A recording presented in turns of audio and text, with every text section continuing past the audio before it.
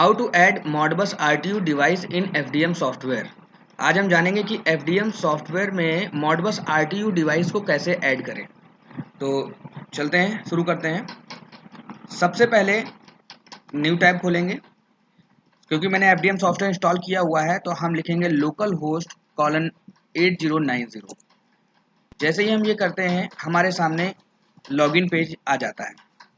Login page पे जाके हम एडमिन राइट्स के साथ एडमिन में लॉगिन करेंगे। तो एडमिन का जो भी पासवर्ड है वो हम यहाँ पे डालेंगे। बाय डिफ़ॉल्ट एडमिन का पासवर्ड एडमिन ही होता है। तो लॉगिन करते हैं। तो सबसे पहला पेज जो मेरे सामने आ रहा है ये है कम्युनिकेशन सेटिंग्स का। और कम्युनिकेशन सेटिंग्स में दो तरह की कम्युनिकेशन सेटिंग्स अभी हमारे सिस्टम में हो सकती हैं, सीरियल कम्युनिकेशन सेटिंग्स और टीसीपी आईपी सेटिंग्स।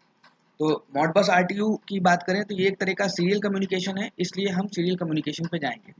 तो सीधे हम चले जाते हैं। यहाँ पे दो चीज़ें रहे। पहली तो डेटा पोल टाइम जितना भी आपको करना हो, यानी कि कितनी देर में आपका डेटा अपडेट होना चाहिए उस डिवाइस से, वो आप यहाँ पे कॉन्फ़िगर करते हैं। तो डेटा अपडेट टाइम जो है वो 1 सेकेंड पड़ा हुआ है। बाय डिफ़ॉल्ट ये 5 सेकेंड होता है, बट यहाँ पे भी 1 सेकेंड मैंने डाला हुआ है। उसके बाद एक एफडीएम के सॉफ्टवेयर में आप 5 सीरियल पोर्ट कनेक्ट कर सकते हैं। मतलब 5, अगर आपने कंप्यूटर पे डाला हुआ है सॉफ्टवेयर को, तो कंप्यूटर में अगर 4 सीरियल पोर्ट हैं, 4 यूएसबी पोर्ट है, तो यूएसबी टू 485 कन्वर्टर लगा के आप 4 सीरियल पोर्ट या 5 सीरियल पोर्ट को कॉन्फ़िगर कर सकते हैं एक ही कंप्यूटर पे।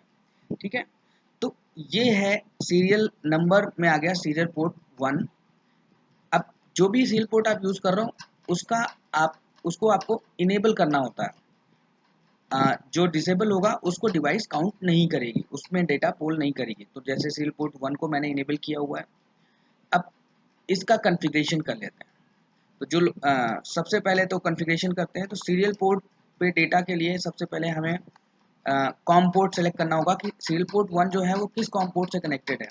यहाँ पे अगर हम डिवाइस मैनेजर पे जाते हैं, जब हम अ, जब हम अपना RS485 USB to RS485 converter लगाएंगे, या फिर हमारे सिस्टम में पहले से कोई सीरियल इंटरफेस है, तो हम यहाँ पे जाएंगे पोर्ट्स एंड कॉम पोर्ट्स में यहाँ पे देख लेंगे। तो यहाँ पे हमें USB टू RS485 कन्वर्टर अगर लगा रखा होगा तो हमें कॉम दिखाई दे जाएगा। उस कॉम को हमें यहाँ सेलेक्ट करना होता है। सपोज कॉम 4 आता है तो हमें कॉम 4 सेलेक्ट करना रहेगा। अब जिस डिवाइस से हमें बात करनी है, जिस डिवाइस को हम कॉन्फ़िगर करने जा रहे हैं, उसका बॉड रेट क्या है, या इस नेटवर्क का बॉड रेट जो है वो हम यहाँ पे सेट करते हैं। बाय डिफ़ॉल्ट पैरिटी जो भी है वो हम सेलेक्ट करते हैं। डेटा बिट सेलेक्ट करते हैं। Connection delay, stop bit, reconnect time, time out is critical. जब कभी बड़ा नेटवर्क होता है तो टाइम आउट थोड़ा सा ज़्यादा रखेंगे, अदरवाइज कम रखेंगे। बाकी सारी चीज़ों को अगर आप डिफ़ॉल्ट भी रख देते हैं तो ओके है। यहाँ पे मस्ट जो है वो है आपका कॉम्पोर्ट सही होना चाहिए, बॉड रेट पूरे नेटवर्क की सेम होनी चाहिए, पैरिटी पूरे नेटवर्क की सेम होनी चाहिए, डेटा बिट्स पूरे नेटवर्क की सेम होनी चाहिए, और स्टॉप बिट पूरे नेटवर्क की सेम होनी चाहिए। बाकी चीज़ों में आप ऊपर नीचे करके देख सकते हैं जब भी आपको डेटा प्रॉपरली मिलने लग जाए। ठीक है, अब इतना करने के बाद इसको हम सेव कर देंगे। तो अभी मैंने सीरियल पोर्ट 1 को कॉन्फ़िगर कर दिया है, राइट। सीरियल पोर्ट 1 को कॉन्फ़िगर कर दिया है। अब हम जाएंगे डेटा पूल मैनेजमेंट पे, जहाँ पर हम एक्चुअल डिवाइस को कॉन्फ़िगर करेंगे। ठीक है, अभी यहाँ पे पहले से 4 डिवाइसेस कॉन्फ़िगर्ड है। यहाँ पे मैं करूँगा क्रिएट। अब जिस भी डिवाइस को एक सीरियल पोर्ट पे हम 32 RS485 नेटवर्क पे, मॉडबस आरटीयू नेटवर्क पे हम 32 डिवाइसेस को कनेक्ट कर सकते हैं डेजी चेन मोड में। तो अब जिस भी डिवाइस को हम कॉन्फ़िगर करने जा रहे हैं उसकी आईडी क्या है। सपोज 1 है उसकी आईडी, उसका नाम हम सिस्टम में क्या रखना चाहते हैं। सपोज वो आपके लिए मेंस फीडर किसी मशीन का, या कुछ भी RS485 की कोई भी डिवाइस हो सकती है ये। तो इसको हम डिवाइस नेम जो रहेगी इसकी, सपोज अभी हम कर देते हैं electricity meter, electricity meter है ये। ठीक है, इसमें देखिए हम यहाँ पे ड्रॉप डाउन करेंगे तो जिन जिन पोर्ट्स को मैंने इनेबल किया होगा वो पोर्ट्स हमें दिखाई देते हैं। तो अभी हमने सीरियल पोर्ट 1 को इनेबल किया है तो सीरियल पोर्ट 1 दिखाई दे रहा है। सीरियल पोर्ट 1 को हम सेलेक्ट करेंगे। अब डेटा हमें होल्डिंग रजिस्टर्स पे मिल रहा है या इनपुट रजिस्टर्स पे मिल रहा है, वो हम मैन्युफैक्चर की डेटा सीट से लेंगे।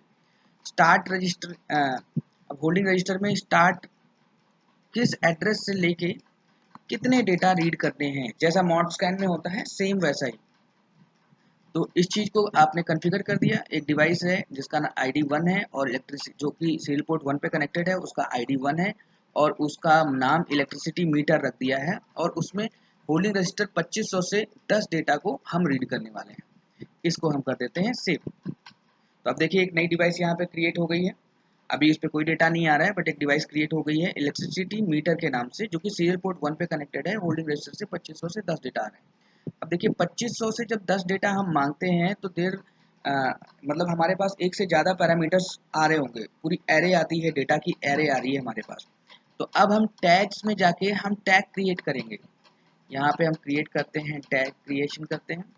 टैग क्रिएशन में जाके हम पहला नाम देते हैं, सपोज वोल्टेज कह देते हैं इसको, वोल्टेज। और इसका यूनिट हम डाल भी सकते हैं, नहीं भी डाल सकते हैं, वी है।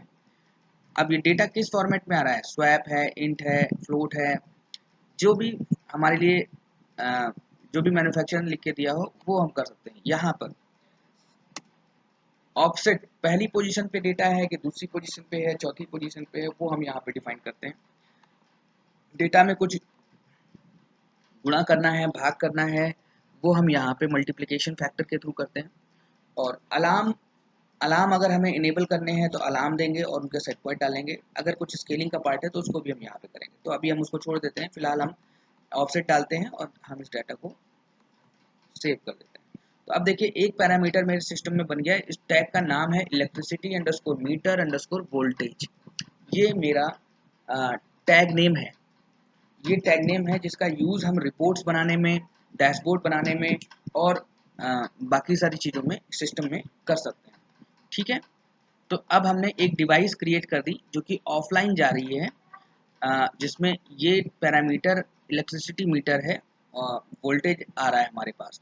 तो इस तरीके से हम किसी भी डिवाइस को जो मॉडबस RTU पे हो, सीरियल पोर्ट पे हो, उस डिवाइस को हम कॉन्फ़िगर कर सकते हैं। Thank you.